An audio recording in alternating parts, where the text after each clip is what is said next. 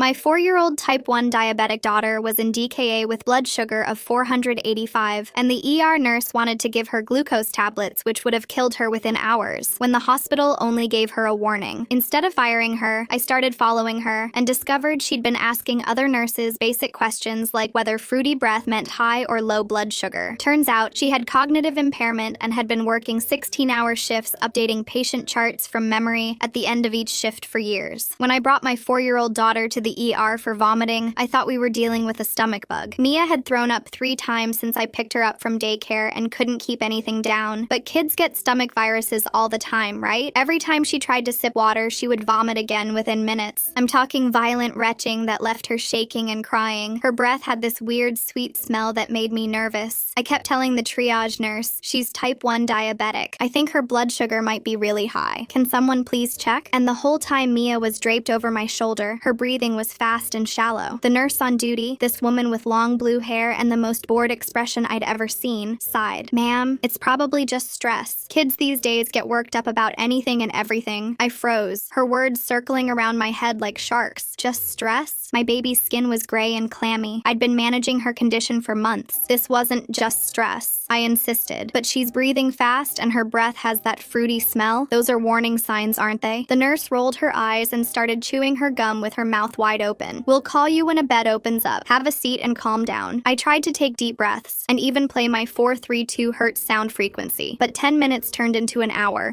turned into 2. And before I knew it, I had been sitting in the waiting room for 5 hours with no follow-up. Mia was getting worse, barely conscious at points. I kept going back to the desk, but the same nurse brushed me off every time with, still waiting on a room. Eventually, I'd had enough. I stood up to find a water fountain and caught sight of their tracking screen. Listed in green dry erase marker were all the waiting patients. Sitting right there was Mia's name. Beside it, I expected to see the word emergency or room needed, but no. Right there, in plain English, were the words, give glucose tablets and send home. My blood ran cold. Send home? No one had even tested her blood sugar yet. I stormed over to the nurse. Excuse me, but why does the board say give glucose tablets? Her blood sugar is high, not low. Nobody has even tested her. She barely looked up from her computer. The physician already assessed her based on symptoms. He'll start fluids when we get a room. My voice shook with anger. Which physician? No one has so much as looked at her. She finally met my eyes, visibly annoyed. The doctor's been monitoring all the cases. You must have been distracted. I was done playing games. I approached the charge desk and demanded, I need the name of tonight's emergency physician, right now. The desk clerk said, that's Dr. Post Office, currently with a trauma patient. I planted myself where I could see the hallway and waited. When I saw a woman in scrubs with the right badge walking by, I practically jumped in front of her. Dr. Poe, I'm Mia's mom. Can you please tell me why you ordered glucose tablets for her? She stopped and looked genuinely confused. I'm sorry, who? I haven't ordered anything for anyone named Mia tonight. My pulse hammered. She's the 4-year-old with diabetes, vomiting and fruity breath. The nurse said you diagnosed glucose tablets. Her entire demeanor shifted. Glucose tablets for fruity breath? Number absolutely not. Let me see her right now. Dr. Poe crouched beside Mia, noted her breathing pattern, and her face darkened. I need a glucometer and crash cart. This child's in ketoacidosis. I looked back at that blue-haired nurse who had become fascinated with filing paperwork. The blood sugar reading was 485. Dr. Poe told me if we'd given her those glucose tablets, it would have pushed her blood sugar even higher and culled her within hours. I want that nurse away from my daughter immediately, I told the doctor. She nodded and had security ensure it. They rushed Mia to the PICU that night. The doctor said her blood had turned so acidic it was shutting down her organs. Those glucose tablets would have been like pouring gasoline on a fire. The next morning, a hospital administrator came to Mia's room to apologize. She explained that the nurse had confused the protocols for high and low blood sugar and didn't follow proper assessment procedures. Confused the protocols? She almost poisoned my kid. That's when I saw her. The blue-haired nurse in uniform passed right by me. They didn't fire her, just gave her a slap on the wrist and called it a day. That's when I realized my mom was right. If you want something done right, you truly have to do it yourself. 2 weeks crawled by in a blur of hospital visits and sleepless nights. I kept replaying that night in my head, watching Mia's monitors beep steadily as she recovered. The doctors assured me she was doing better, but I couldn't shake the image of that blue-haired nurse casually chewing gum while my daughter nearly died. During Mia's follow-up appointment at the hospital, I rounded the corner toward the endocrinology wing and froze. There she was, Sharon, according to her name tag, walking down the corridor like nothing had happened. She chatted with 2 other nurses, laughing about weekend plans. My feet moved before my brain caught up, maintaining distance as as I followed her through the maze of hallways. She stopped at the coffee machine, complained about the new scheduling system, then headed toward the parking garage. I watched from behind a pillar as she climbed into her car, a silver Honda with a diabetes awareness sticker on the bumper. The irony made my stomach turn. The next day, I found myself at the pharmacy near the hospital during what I'd learned was Sharon's lunch break. I pretended to browse the vitamin aisle while she waited at the prescription counter. The pharmacist handed her a bag, and Sharon launched into a story about managing her mother's diabetes for 25 years. She actually told him she could teach doctors about diabetes management. My hands shook as I grabbed a random bottle of vitamins, trying to look busy while memorizing every word. 3 days later, I couldn't hold back anymore. I spotted Sharon at the grocery store near the hospital, pushing her cart through the frozen food section. My body moved on autopilot. I stepped directly into her path. The words tumbled out before I could stop them. Sharon's face went from confused to defensive in seconds. She raised her voice, claiming I'd been hysterical and disruptive that night in the ER. Other shoppers stopped to stare, phones appearing in hands. The flash of camera lights made me realize how this looked. Security arrived within minutes, asking me to leave. Sharon played the victim perfectly, dabbing at her eyes while explaining how I'd been following her. That evening, Emma showed up at my door with wine and worry etched across her face. We'd been best friends since college, but tonight she fidgeted with her wedding ring instead of making herself at home like usual. She explained that Sharon's mother sat on the school board, the same board that needed to approve her teaching transfer next month. Emma's husband had already lined up a job in the new district. They'd put their house on the market. She begged me to let this go, just for now, just until her transfer went through. I stared at my best friend, watching her choose career over truth. The following Monday brought an impossible choice. My lawyer had finally agreed to take the case, but needed the retainer fee immediately. At the same time, Mia's endocrinologist called about concerning lab results that required an emergency appointment. The scheduling conflict felt like the universe testing me. While grabbing Mia's medical records from the nurse's station, I noticed the shift schedule posted on the break room wall. Sharon's name appeared in neat handwriting, marking her for evening shifts all week. I snapped a quick photo before anyone noticed. Choosing Mia's appointment meant missing the lawyer meeting. It also meant Sharon had time to act. By the time we returned from the endocrinologist, 3 voicemails waited on my phone. Hospital security had received a formal harassment complaint. Sharon had included the grocery store video, showing me following her through the aisles. The security officer's tone made it clear whose side they'd already chosen. The next morning hit like a tsunami. Mia's continuous glucose monitor alarm shrieked during math class. The school called, panicked about her blood sugar levels. Simultaneously, my lawyer's assistant called demanding the retainer by end of business, or they'd drop the case. Then Carl's number flashed on my screen. My ex-husband's voice dripped with fake concern as he mentioned consulting a custody evaluator about my recent instability. The grocery store incident had somehow reached him already. Racing to Mia's school, I forced myself to appear calm and collected. The school nurse mentioned she'd received a warning from the hospital about a parent who'd been harassing medical staff. She studied me carefully as I checked Mia's blood sugar and administered insulin. Every controlled movement, every steady breath was performative, proving I wasn't the unstable mother Sharon had painted me to be. The irony tasted bitter. By seeming stable, I reinforced Sharon's narrative that I'd overreacted that night in the ER. 2 days later, I overheard nurses at the hospital discussing an incident. Sharon had experienced a panic attack while treating a diabetic child. Several co-workers surrounded her in the break room, offering comfort about that awful mother who'd been stalking her. They painted me as unhinged, dangerous. Sharon had crafted her victim story perfectly. The betrayal cut deeper when it came from Mia. During bedtime, she mentioned the nice nurse with pretty hair who'd brought her a stuffed unicorn during her PICU stay. I'd been too focused on her recovery to notice. While nothing quite says medical expertise like a nurse who thinks fruity breath means it's time for a sugar party, while a kid's basically turning into a human lemon battery. The blue hair should have been our first warning sign that things were about to get colorful in all the wrong ways. Sharon had visited my daughter while I slept in the chair beside her bed, planting seeds of affection. Mia defended her, saying the nurse had pretty blue hair and a kind smile. My 4-year-old had no idea she was praising the woman who'd nearly culled her. School pickup became a strategic nightmare. Hundreds of parents crowded the parking lot, but I noticed Sharon's car immediately. The silver Honda sat 3 rows over, windows down. As parents streamed past, I caught a glimpse of papers on her passenger seat. Moving closer while pretending to check my phone, I saw printed emails between Sharon and her supervisor. The subject line referenced liability concerns. One email mentioned the hysterical parent situation. My hand trembled as I took photos through the window. The school security camera captured everything. Sharon's adult daughter, Amy, who taught 2nd grade at Mia's school, reviewed the footage that evening. By the next morning, whispers followed me through the hallway hallways. Amy had suggested to other staff that I might be stalking her mother. The narrative spread like wildfire through the school community. The daycare situation exploded the following week. The director pulled me aside during morning drop-off, explaining that their state funding renewal required school board approval. Sharon's mother held significant influence over that decision. 30 families depended on this center. The director's eyes pleaded with me to consider the bigger picture, to think about all those children who needed care. The message was clear: back off or destroy dozens of families' childcare. My sister's intervention hurt the most. She arrived unannounced, settling onto my couch with the same concerned expression she'd worn 5 years ago. She reminded me about Dad, about how I'd spiraled after his death from a misdiagnosed heart condition. The doctors had missed obvious symptoms, just like Sharon had missed Mia's. My sister suggested therapy, maybe medication. She used careful words like obsessive and pattern, painting my justified anger as mental illness. The Facebook post appeared that evening. The hospital's community group, usually filled with fundraiser announcements and get well wishes, featured a lengthy post about ungrateful parents harassing healthcare heroes. The comments section exploded with Sharon's version of events. Someone shared the grocery store video. Within hours, it had been reposted to 3 local parenting groups. The comment count climbed past 200, each one painting me as the villain. My attempts to find witnesses hit wall after wall. I'd compiled a list of nurses who'd worked that night, planning to contact them individually. Hospital HR intercepted my efforts, flagging them as a harassment campaign. The formal warning arrived via certified mail, threatening legal action if I continued attempting to contact staff members about the incident. Sharon's next move showed calculated cruelty. She traded shifts with colleagues to ensure she'd be present during Mia's routine diabetes checkup at the hospital outpatient clinic. The appointment system showed her special request had been approved. I couldn't switch doctors without disrupting Mia's care continuity. Sharon had trapped me into facing her again. Exhaustion became my enemy. 3 weeks of fighting, documenting, and protecting Mia while managing her diabetes had worn me down. At a restaurant for Mia's friend's birthday party, my shaking hands drew up the wrong insulin dose. I caught the error before giving it, but my fumbling looked like intoxication to the restaurant manager. He called 911, convinced I was hammered and endangering my child. The incident report entered the CPS database before I could explain. Emma's final betrayal came via text. Her husband had threatened divorce if she remained associated with the unstable hospital stalker. She believed something had gone wrong that night, she wrote, but couldn't risk her family. The message ended with an apology that felt hollow. 20 years of friendship dissolved in a few carefully worded sentences. The isolation became tangible. At the hospital for Mia's blood work, other parents crossed the parking lot to avoid me. One mother grabbed her child's hand and hurried past. Later, I discovered the local mom Facebook group discussing me. 847 comments dissected my behavior, my parenting, my mental state. The post title read, "Dangerous Parent Alert," with my photo from the hospital's volunteer appreciation dinner last year. I started documenting everything obsessively. Screenshots, photos, recordings, medical records. My dining table disappeared under color-coded folders. This war would end with one of us destroyed, and I refused to let it be me. Sharon might have the system on her side, but I had the truth. Somewhere in all this evidence was the key to proving what really happened that night. The battle lines were drawn. Sharon had turned my community against me, threatened my custody, and poisoned my daughter's perception. But I'd seen her confusion, documented her lies, and discovered patterns in her mistakes. The real fight was just beginning. 1 month into our conflict, I discovered Sharon had joined the same diabetes support group as my sister. The group met Tuesday evenings at the community center, and my sister mentioned how helpful the new member had been. Sharon had quoted passages from Mia's favorite book during the meeting, details she could only have learned from those PICU conversations I'd slept through. My sister didn't know Sharon's identity until I showed her a photo. The color drained from her face. The grocery store confrontation required police statements from both of us. We sat in separate rooms at the station, each recounting our version of events. The detective administered polygraph tests to both parties. We both passed. Sharon genuinely believed I'd been stalking her. I genuinely believed she'd nearly culled my daughter through negligence. Two truths existing simultaneously, neither canceling the other out. While organizing my documentation, I found my own text messages from that night in the ER. Messages to friends expressing doubt about my concerns. One read, "Maybe I'm overreacting," and another said, "She seems busy." These texts, sent during those 5 agonizing hours, now appeared in Sharon's defamation countersuit. My own words, weaponized against me. The doubt I'd felt in those dark hours became evidence of my supposed hysteria. The custody evaluation began 3 months after the incident. Carl had hired an expensive child psychologist who specialized in high-conflict divorces. During Mia's session, she told the psychologist that Mommy yelled about the nice nurse all the time. She mentioned having having bad dreams about blue hair. The psychologist's notes, which I later obtained through discovery, painted me as an obsessive parent traumatizing my child with adult conflicts. My doorbell camera became evidence against me. The footage showed me pacing my front porch at 3 a.m., practicing what I'd say to Sharon at the next encounter. I'd rehearsed confrontation speeches, trying different approaches, different tones. Sharon's lawyer called it obsessive planning and sleep deprivation. The timestamp showed this happened multiple nights in a row. Family court treated my complaints about Sharon as deflection from my own negligent diabetes management. They cited the restaurant incident where I'd nearly given Mia the wrong dose. The judge questioned why, if I was such a vigilant parent, I'd made such a dangerous error. My exhaustion from fighting Sharon became evidence of my unfitness as a mother. Patterns emerged in Mia's medical records. Her MyChart notes showed 3 instances of dosage clarification needed during appointments where Sharon had been present. Each time, the attending physician had to correct medication orders Sharon had suggested. The pattern was subtle but consistent. Sharon's confusion wasn't limited to that one terrible night. Public records revealed more. Sharon's name appeared in hospital board meeting minutes from 2 years ago. The discussion centered on staff retraining needs following unspecified incidents. The minutes were vague, but Sharon was one of 5 nurses mentioned by name. I wondered how many other families had suffered before us. My court-mandated therapy sessions became another weapon against me. The therapist, bound by court order to report to the custody evaluator, documented my revenge fantasies. I'd been honest about imagining Sharon losing her license, facing justice for what she'd done. Those therapeutic conversations, meant to help me process trauma, became evidence of my vindictive nature. I attempted to record Sharon during school pickup. She'd started volunteering for crosswalk duty, positioning herself where I'd have to pass her daily. I held my phone low, trying to capture her harassment. Sharon spotted the device immediately. She called security, citing existing stalking documentation. The principal banned recording devices at pickup. Sharon smiled while the police took my statement. The 3 p.m. pickup routine became psychological warfare. Sharon timed her volunteer shift specifically for Mia's release. I had to walk past her every single day, feeling her eyes on me, watching her interact sweetly with other parents. She'd wave at Mia, who'd wave back enthusiastically. Other parents noticed my discomfort and whispered about the unstable mother who couldn't let things go. An ICU nurse who'd witnessed everything that night finally agreed to meet me. We sat in a coffee shop far from the hospital. She confirmed she'd seen Sharon's confusion, watched her write the wrong orders, but her husband's construction company depended on contracts with the school district. Sharon's mother had already made veiled threats about those contracts. The nurse looked me in the eye and said she'd seen it all but couldn't risk her family's livelihood. Another witness lost to Sharon's family's influence. The hospital cafeteria became a battlefield. During one of Mia's appointments, I realized Sharon had started wearing the exact same scrubs brand I'd described in my complaint. She'd even acquired the same diabetes awareness pin she'd worn that night. When she passed our table, her perfume triggered something in Mia. My daughter's face went pale, her hands shaking. Other families noticed Mia's reaction. Sharon had weaponized trauma responses. A hospital mediator reached out about settlement discussions. Sharon offered to transfer to a different department if I'd drop the civil suit and publicly admit to misunderstanding the situation that night. The offer came with strings attached. I'd have to sign a non-disclosure agreement and issue a public apology. The mediator framed my refusal as prioritizing revenge over my daughter's comfort at the only local hospital equipped for pediatric diabetes emergencies. My investigation deepened. I discovered Sharon had written glucose orders without the required physician approval. Hospital policy mandated co-signatures within 30 minutes for all medication orders. Sharon's orders that night had never been co-signed. This wasn't about someone else writing wrong orders. Sharon herself had violated protocol, acting beyond her scope of practice. Dr. Chen's voice notes from that shift revealed another layer. He'd left detailed recordings about diabetic emergency protocols for the nursing staff. The system showed Sharon had accessed these notes during her shift, but only for 12 seconds. Not enough time to listen to crucial information that would have saved Mia. She'd had the resources, but hadn't used them. My pursuit of evidence revealed Sharon had been covering for Dr. Banks that night. He'd arrived at work impaired, and Sharon had been trying to manage his patients along with her own. Her heroic attempt to protect patients from an impaired physician had led to cognitive overload. The truth was messier than simple negligence. Sharon was both victim and perpetrator in a broken system. Carl filed for emergency custody after 4 months of legal battles. He used Sharon's character witness statement describing my harassment pattern. My own mother faced an impossible choice: support me and risk losing access to her grandchildren, or maintain neutrality. She chose the middle ground, refusing to take sides. Her neutrality meant I lost childcare during crucial legal meetings. Every court appearance meant scrambling for babysitters. Desperation drove me to Sharon's mother's senior center. I enrolled in the same exercise class, hoping to understand the family dynamics that created this situation. I helped other seniors with their equipment, made small talk about grandchildren. Sharon's mother mentioned her daughter's dedication to nursing despite the long hours and difficult patients. She never mentioned the incident with Mia. I discovered Sharon's ex-husband coached at a gymnastics center. I enrolled Mia in classes there, learning about Sharon's messy divorce through overhead conversations. She'd fought a custody battle over their teenage daughter Brittany. The patterns of control and manipulation I recognized in our conflict had deep roots in Sharon's personal life. Evidence mounted from public records. Hospital board meeting minutes showed 3 glucose protocol incidents during Sharon's shifts over 2 years. Each incident was documented as a learning opportunity rather than a disciplinary matter. The hospital's culture of protecting staff over patients became clear through these carefully worded documents. Carl's custody demands intensified. He filed motions citing my obsessive behavior, using Sharon's statement as supporting evidence. Fighting the custody battle meant missing Mia's appointment with a diabetes specialist who only visited our area quarterly. The missed appointment appeared in court documents as medical neglect. Every choice I made to pursue justice cost me credibility as a mother. 3 months of legal bills drained my savings. Credit cards maxed out while Sharon's crowdfunding campaign for her defamation defense raised $30,000. The hospital community rallied around their own. Comments on the fundraising page called me a privileged parent trying to destroy a hardworking nurse. The financial inequality made quality legal representation impossible. A confrontation at Mia's favorite restaurant went viral on TikTok. I'd taken her for a treat after a difficult medical appointment. Sharon appeared with friends at the next table. The teenage server, who had type 1 diabetes herself, witnessed our tense interaction. Her TikTok about Karen versus nurse drama garnered 2 million views. Comment sections filled with hot takes from people who knew nothing about that night in the ER. My hospital volunteer coordinator position evaporated after 5 years of service. The official reason cited ongoing legal conflicts with staff. Sharon's daughter Amy's best friend received my position the following week. The message was clear: align with Sharon or lose everything. My attempts to create positive change from within the system had been systematically destroyed. Carl won the house in temporary orders. The judge cited the stable home environment he could provide versus my current instability. I moved back with my parents, sleeping in my childhood room while Sharon received a promotion to charge nurse. The hospital newsletter featured her story of overcoming adversity, painting her as a victim of harassment who'd persevered. My mother's intervention came during Sunday dinner. She begged me to let Mia heal without the chaos of ongoing legal battles. Then she revealed she'd been providing Carl with positive reports about my mental state, trying to prevent him from seeking full custody. Her betrayal cut deep. She believed I was destroying our family with obsession, just like I'd done after Dad's death. My complaints triggered an investigation that caught an innocent new nurse in the crossfire. Madison had trained under Sharon, learning the same shortcuts and protocol violations. When investigators reviewed Madison's documentation, they found errors matching Sharon's patterns. Madison sobbed during her suspension hearing, explaining she'd only followed Sharon's training. I destroyed a young nurse's career to prove a pattern. Madison's fiance's family didn't want association with the hospital scandal. Their engagement ended weeks after her suspension. She posted on social media about losing everything because of one vindictive parent who couldn't move on. The hospital community rallied around Madison, painting me as a destroyer of innocent lives. I continued pursuing evidence, justifying Madison's destruction as preventing future victims. The hospital chaplain who'd counseled me during Mia's PICU stay requested a meeting. He asked difficult questions about forgiveness and moving forward. He suggested that perhaps Mia had survived to teach me about grace, not to fuel a revenge campaign. I walked out mid-conversation, unable to hear wisdom that challenged my pursuit of justice. During my deposition, opposing counsel presented evidence I'd never considered. Security footage showed me leaving the ER twice that night, once to move my car and once for coffee. They painted these absences as abandoning my critically ill child. My explanation about parking meters and exhaustion fell flat. The narrative shifted. I'd been a negligent parent blaming others for my own failures. Discovery revealed the worst truth yet. I'd noticed Mia's symptoms at 6 a.m. that morning, but waited until after my work meeting to take her to the ER. 6 crucial hours lost because I'd prioritized a presentation over my daughter's health. Sharon's lawyer hammered this point. If I'd brought Mia in immediately, she would have been seen before Sharon's shift even began. Sharon's legal team filed an emergency motion to advance the trial date. They cited my escalating harassment, including infiltrating the senior center where her mother exercised. My lawyer was in Hawaii for his daughter's wedding, leaving me with an associate who'd never handled medical malpractice. The motion succeeded. Trial would would begin in 2 weeks instead of 2 months. Sharon's deposition revealed her genuine belief in her expertise. 20 years of managing her mother's diabetes without incident had convinced her she understood the condition better than most doctors. She spoke passionately about her dedication to patients, the extra shifts she worked to afford her mother's home care. She'd refused retirement despite eligibility because nursing was her identity. I crossed a line I'd sworn I'd never cross. I lied to Mia about needing to check something at the hospital gift shop, then used her presence to extract Sharon's shift schedule from a sympathetic employee. The employee thought she was helping a concerned mother coordinate care. I'd weaponized my own daughter for information, breaking my promise to keep her separate from this conflict. The transformation was complete. I'd become exactly what Sharon's lawyer described in court filings: a manipulative stalker using any means necessary to destroy a dedicated nurse. The truth of that night mattered less than the truth of who I'd become. Every action I'd taken to prove Sharon's guilt had proven my own instability. Evidence came from unexpected sources. Sharon's troubled teenage daughter Brittany attended the gymnastics center where I'd enrolled Mia. During supervised visits with her father, Brittany mentioned her mother's increasing confusion at home. She'd found her mother's work notes, pages of protocols copied and recopied as if Sharon was trying to memorize procedures she'd once known by heart. I documented these conversations, building evidence through a child's pain. The restraining order hearing took place at the children's hospital. Carl showing up with custody papers after Sharon basically turned into a witness for hire is peak timing. This is basically a golden ticket to full custody while she's sleeping in her childhood bedroom again. Both sides presented their cases in a conference room overlooking the pediatric ward. During a break, we found ourselves in the same hallway, staring at a memorial wall covered with photos of children who died from preventable medical errors. We both had tears in our eyes. Sharon had lost a cousin to misdiagnosed diabetes. I'd lost my father to medical negligence, two women shaped by medical trauma, perpetuating cycles of pain. Sharon's countersuit gained momentum. The judge noted my pattern of infiltration into every aspect of Sharon's life: her workplace, her mother's exercise class, her daughter's gymnastics center. What I saw as investigation, the court saw as stalking. My methodical documentation became evidence of obsession. Every spreadsheet, every photo, every timeline demonstrated my descent into dangerous fixation. Everything hinged on finding the traveling nurse who'd worked that night. I'd spent weeks analyzing shift records, cross-referencing schedules, tracking down agency assignments. Finally, I identified her, a travel nurse named Patricia, who'd been floating through the ER during Mia's crisis. Serving the subpoena required hiring a process server and tracking her to her current assignment 3 states away. My past kindness created unexpected leverage. Months earlier, I'd helped Sharon's mother when she'd fallen at the senior center. I'd driven her home, helped her inside, even checked on her the next day. Now Brittany asked why I was being mean to her mom's friend who'd helped Grandma. The child's innocent question highlighted the complex web of connections I'd created through my pursuit. Hospital politics fractured along generational lines. The union supported Sharon, protecting one of their own. Younger nurses questioned the training they'd received, wondering if they'd been taught dangerous shortcuts. The pediatric ward divided into factions. Some saw me as a heroic mother fighting for patient safety. Others saw Sharon as a dedicated nurse destroyed by the system she'd served for decades. My lawyer explained the harsh realities of civil court. We needed only preponderance of evidence, not proof beyond reasonable doubt. But juries favored healthcare workers, especially older nurses who dedicated their lives to helping others. Sharon's poverty, her mother's medical needs, her extra shifts to make ends meet all painted her as sympathetic. I appeared privileged in comparison, a parent with resources attacking a working-class hero. Desperation drove me to call in old favors. Nurses from Mia's NICU stay remembered my advocacy during her premature birth. They'd trusted my instincts then when I'd insisted something was wrong despite normal test results. I'd been right. An early intervention had saved her life. These nurses provided written statements about my medical judgment and maternal instincts, but union solidarity meant they wouldn't testify against Sharon directly. Their statements inadvertently revealed devastating information. Mia had coded twice in the PICU, not once as I'd known. Sharon's error had nearly culled my daughter 2 separate times that night. The second code happened while I slept in the chair, exhausted from the ordeal. Nurses had worked frantically to save her while I remained oblivious. The pattern crystallized. I'd saved Mia from medical errors 3 times in 4 years. My vigilance wasn't paranoia, but hard-earned experience. Patricia, the traveling nurse, voluntarily provided a written statement after receiving the subpoena. She confirmed Sharon had seemed confused about glucose protocols that night. She'd asked Patricia basic questions about diabetes management, questions any experienced nurse should have known. But the statement revealed more. Sharon had doubted herself but proceeded anyway, too proud or too confused to admit uncertainty. The pattern became undeniable. undeniable. Sharon showed signs of cognitive decline under stress. Her errors clustered during high-pressure shifts. The hospital had never tested her cognitive function despite multiple incidents. She was impaired but undiagnosed, a danger to patients hidden by systemic failures and union protection. My strategy shifted from proving malice to demanding competency testing for all ER staff. Sharon's deposition revealed another crucial detail. She updated all charts at shift end, not contemporaneously as required. This practice, common among overworked nurses, explained timeline discrepancies in Mia's records. Sharon genuinely believed she'd followed protocols because she'd documented them hours after the fact, her memory filling gaps with false certainty. The arbitration hearing approached with both sides preparing for battle. The hospital offered settlement to avoid a precedent-setting trial about cognitive testing for aging nurses. The union couldn't afford to lose this fight. Mandatory testing would affect dozens of senior nurses who'd served faithfully for decades. The systemic implications dwarfed our personal conflict. I presented evidence calmly during preliminary arbitration sessions. My transformation from vengeful parent to patient safety advocate unsettled Sharon's legal team. They objected to my sudden reasonableness, having built their case around my instability. Every measured word, every professional presentation of evidence undermined their narrative while supporting mine. Patterns emerged from comprehensive analysis. Sharon's errors weren't random but predictable, clustering during double shifts and high-stress periods. The system had failed her as much as she'd failed Mia. Chronic understaffing forced cognitive overload on aging nurses who should have been protected, not exploited. The evidence painted a picture of institutional negligence enabling individual errors. Both sides prepared for final arbitration, knowing only one of us would emerge professionally intact. The conference room filled with stakeholders, hospital administrators, union representatives, patient safety advocates. 50 staff members would witness our confrontation, forced to choose sides publicly. The breakroom alliances would become formal positions affecting hospital policy for years to come. The arbitration room felt like a pressure cooker. 50 pairs of eyes watched as I laid out my evidence methodically. Sharon sat across from me, her hands trembling slightly as she reviewed her own notes. The breakroom alliances manifested physically in the seating arrangement, nurses clustering by generation and loyalty. The NICU nurses' statements hit harder than expected. The arbitrator's eyebrows rose as she read about Mia coding twice that night. Sharon's face went ashen. She genuinely hadn't known about the second code. Her lawyer objected, but the medical records confirmed it. 2 near-death experiences from 1 medication error. My revelation about saving Mia from medical errors 3 times in 4 years shifted the room's energy. The younger nurses exchanged glances. How many other vigilant parents had they dismissed as paranoid? The pattern I'd established wasn't obsession, but experience. Every time I'd trusted my instincts, I'd been right. Patricia's written statement became the turning point. The traveling nurse had documented Sharon asking basic questions about diabetes management during Mia's crisis. Questions like whether high blood sugar caused vomiting, whether fruity breath meant hypoglycemia or hyperglycemia. Fundamental knowledge any ER nurse should possess instinctively. Sharon's lawyer tried damage control, but Patricia had been thorough. She'd noted Sharon's confusion about insulin types, her uncertainty about ketoacidosis symptoms. The traveling nurse had assumed Sharon was testing her knowledge, not genuinely confused. The truth was more troubling than malice. I watched Sharon's face crumble as she realized her own limitations. 20 years of managing her mother's stable type 2 diabetes hadn't prepared her for pediatric type 1 emergencies. Her expertise was an illusion built on routine care, not crisis management. The recognition destroyed her more than any accusation could. The arbitrator called for a recess. In the hallway, I overheard union representatives arguing. Some wanted to protect Sharon at all costs. Others worried about liability if they defended demonstrable incompetence. The younger nurses pushed for reform, while senior staff circled wagons around their colleague. During the break, Sharon's mother arrived with Mia in tow. Carl had arranged it, thinking Mia's presence would make me appear unstable. Instead, something unexpected happened. Sharon's mother struggled with her glucose monitor, her arthritis making the buttons difficult. Without thinking, I helped her test her blood sugar, our shared experience with diabetes creating an odd moment of connection. Sharon watched this interaction, tears forming. She saw what I saw, 2 families destroyed by the same broken system. Her mother needed her income for medical care. My daughter needed safe hospitals. Neither of us could win without the other losing something vital. The afternoon session revealed Sharon's documentation practices. The arbitrator reviewed timestamps showing she routinely updated charts hours after patient interactions. Memory-based documentation, reconstructed through exhausted recollection rather than real-time accuracy. Every nurse in the room recognized the practice. Many shifted uncomfortably. Hospital IT authenticated security footage showing Sharon accessing and modifying charts at shift end. Not malicious falsification, but dangerous standard practice. She genuinely believed her reconstructed memories were accurate. The pattern of post-incident documentation stretched back years, normalized by overwhelming workloads. The evidence painted a damning picture of systemic failure. Sharon worked 16-hour shifts that night, covering for 2 absent nurses. No breaks, no support, just an aging nurse pushed beyond cognitive limits by chronic understaffing. 50 people crammed into one room to watch 2 women argue about medical mistakes. Sounds like the world's most depressing reality show where nobody wins and everyone needs therapy afterwards. Her errors were predictable, preventable, and ultimately institutional. Sharon's mother provided unexpected testimony. She admitted her daughter had confusion spells after double shifts. She'd begged Sharon to retire, but they needed the income for home health care. The arbitrator asked about these spells. Sharon's mother described finding her daughter staring at medication bottles, unable to remember basic protocols she'd known for decades. The neurological evaluation results arrived by courier. Sharon's lawyer objected, but the arbitrator admitted them. Mild cognitive impairment, exacerbated by stress and fatigue. Not dementia, but measurable decline in processing speed and working memory. The kind of impairment that made complex medical decisions dangerous during high-stress situations. Sharon broke down completely. She hadn't known. The confusion, the uncertainty, the need to copy protocols repeatedly. She'd attributed it all to normal aging. The union representatives looked stricken. How many other senior nurses were silently struggling, too proud or too poor to retire? The arbitrator ordered a comprehensive review of ER staffing patterns. The data revealed a nightmare scenario. Senior nurses routinely worked double shifts, covered multiple stations, and made critical decisions while cognitively compromised by exhaustion. The system didn't just enable errors, it guaranteed them. My lawyer presented our final argument. We weren't seeking Sharon's destruction, but systemic reform. Mandatory cognitive testing for all ER staff. Strict limits on consecutive hours worked. 2 nurse verification for pediatric emergencies. Changes that would protect both patients and healthcare workers. Sharon's team countered with financial realities. Cognitive testing would force dozens of senior nurses into retirement. The hospital couldn't afford to replace them. The nursing shortage meant choosing between impaired nurses and no nurses. They painted me as privileged, demanding perfection from an overwhelmed system. The union representatives split openly. Younger nurses supported reform, seeing protection in mandatory testing. Senior nurses saw discrimination, forced retirement, and poverty. The generational divide that had simmered throughout our conflict erupted into open argument. I made a choice that surprised everyone, including myself. I addressed the arbitrator directly, proposing a compromise. Mandatory testing coupled with supportive transitions. Nurses who couldn't pass cognitive assessments would be reassigned to less critical roles, not terminated. Medical records, patient education, administrative support, positions that valued experience without risking lives. Sharon looked at me with something like gratitude. The proposal preserved dignity while ensuring safety. Her mother wouldn't lose healthcare. Mia wouldn't face another confused nurse in crisis. It wasn't justice, but it was progress. The arbitrator asked Sharon directly about that night. She admitted she couldn't remember clearly. The 16-hour shift, the absent colleagues, the impaired physician she'd covered for, it all blurred together. She'd reconstructed events based on routine, not memory. The glucose orders had seemed right because that's what she always did. The hospital administrators huddled, calculating costs. Reassigning senior nurses meant hiring replacements for critical positions. But the alternative was more lawsuits, more damaged children, more grieving families. The financial argument shifted from avoiding change to managing inevitable transformation. Carl's presence throughout the arbitration backfired spectacularly. He'd expected to see me raging, unstable, vindictive. Instead, he witnessed methodical presentation of evidence and compassionate compromise. His custody argument weakened with every reasonable proposal I made. The final decision came down to implementation timeline. The hospital wanted 5 years to phase in cognitive testing. I pushed for immediate implementation with a 1-year transition period. We settled on 18 months, with testing beginning immediately for new hires and phasing in for existing staff. Sharon would be among the first tested, by her own choice. She wanted to know the truth about her capabilities. The results would determine her future role, but she'd keep her pension and health care regardless. It wasn't the vindication I'd originally sought, but it protected future Mias. The arbitrator mandated Mia's protocol, 2 nurse verification for all pediatric diabetic emergencies, simple, implementable, and named for the child who'd nearly died from preventable error. Sharon supported it publicly, her endorsement carrying weight with resistant staff. As we filed out, the hospital's division was visible. Clusters of nurses argued in hallways. Some saw necessary reform. Others saw age discrimination disguised as safety measures. The battle I'd started would continue long after our personal conflict ended. Sharon approached me in the parking garage. No words exchanged, just mutual recognition of what we'd both lost and gained. Her career in emergency medicine was over. My reputation in the community was destroyed, but Mia would live, and other children would be protected. The custody battle shifted dramatically. Carl's witnesses had painted me as unstable and obsessive, but the arbitration transcript showed a mother channeling trauma into systemic change. The judge ordered joint custody maintained, citing my appropriate advocacy for our daughter's safety. Emma reached out tentatively. Her teaching transfer had been approved, but our friendship couldn't recover. 20 years of trust had shattered over career concerns. She apologized again, but we both knew some betrayals cut too deep for reconciliation. Madison, the young nurse caught in our crossfire, found work at a clinic. She thanked me, oddly enough. My complaint had forced her to confront dangerous practices she'd been taught. She was retraining properly, becoming the nurse Sharon should have been. The Facebook group slowly shifted narrative. The dangerous parent alert post remained, but comments evolved. Some parents shared their own medical advocacy stories. Others questioned whether difficult parents might sometimes be right. The conversation I'd forced was uncomfortable but necessary. Hospital implementation began immediately. The first cognitive assessments revealed troubling results. 15% of senior ER nurses showed measurable impairment under stress. The union negotiated fiercely for supportive transitions, using our arbitration as precedent. Sharon transitioned to medical records review. Her decades of experience helped identify documentation patterns and training gaps. She found purpose in preventing the errors she'd once made. Her mother's care continued uninterrupted, funded by Sharon's preserved pension. Mia's quarterly endocrinologist appointments became routine. No more strategic scheduling to avoid Sharon. We passed occasionally in hospital corridors, two women forever linked by one terrible night. Neither of us got the justice we'd wanted, but both got what Mia needed. 1 year later, I accepted a position on the hospital's Family Advisory Council. My reputation as the crazy stalker mom had evolved into the parent who changed everything. Not redemption exactly, but purpose born from pain. The reforms worked. Pediatric diabetic emergencies saw 0 medication errors in the first year. 2 nurse verification caught 3 potential mistakes that could have been fatal. Other hospitals began adopting similar protocols, citing our arbitration results. Sharon and I encountered each other at the hospital's annual safety symposium. She presented on documentation practices. I spoke about patient advocacy. We sat on opposite sides of the auditorium, but our messages aligned. Systems fail, people suffer, change requires sacrifice from everyone. The war between us had ended not with victory, but with exhausted compromise. Sharon kept her dignity and pension while losing her clinical role. I gained systemic reform while sacrificing my community standing and closest friendship. Neither of us emerged unscathed, but Mia's protocol would protect countless children. In the end, we'd both been right and wrong. Sharon had made a fatal error born of systemic failure and personal limitation. I'd pursued justice through methods that destroyed innocent careers and relationships. The truth was messier than either of us had wanted to admit, but Mia lived. Other children would live. That had to be enough. Subscribe for more content just like this. I appreciate all the love.